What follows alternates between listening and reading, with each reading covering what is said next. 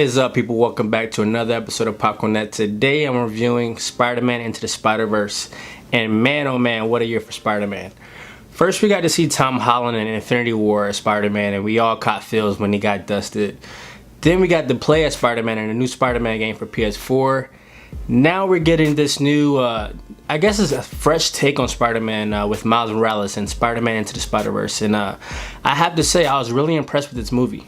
I was a little concerned going into this movie because other than Sam Raimi's Spider-Man from 2002, I haven't really loved a Spider-Man movie in a long time.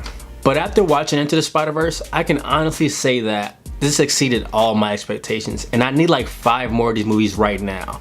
And I really do hope they keep this going. This was the first time a lot of people got to see Miles Morales, and I really do feel that they did a good job.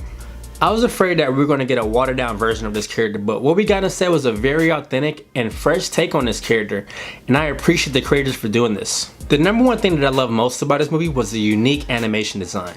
This movie felt like a living, breathing comic book. Some cool moments in animation were the fight scenes. They would do the classic boom pow animation pop-ups like we see in comic books. Also, whenever someone talks, sometimes we'll see word pop-ups just like in comic book panels. Also, the graffiti tagging with Miles and his dad was pretty sick. I love the visuals on that. And every time they showed the in and out between the universes, those are really awesome scenes as well. The character development of Miles Morales in the movie was amazing. And watching his relationship with his father, Peter Parker, and other characters in this movie was emotional at times and hilarious. Speaking of hilarious, I laughed so much during this movie. Everything from the meta humor to the pop culture references, and just watching Miles be a kid. This movie was so much fun to watch, man. One of the most underrated parts of this film has to be the soundtrack. Every track in this movie matches the color, the mood, and the complete vibe of this film.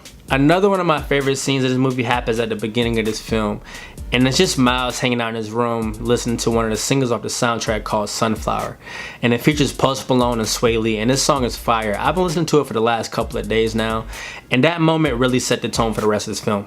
The voice acting in this movie is amazing. They did a really good job capturing the heart and soul of each and every character in this movie. The plot for this movie is so good.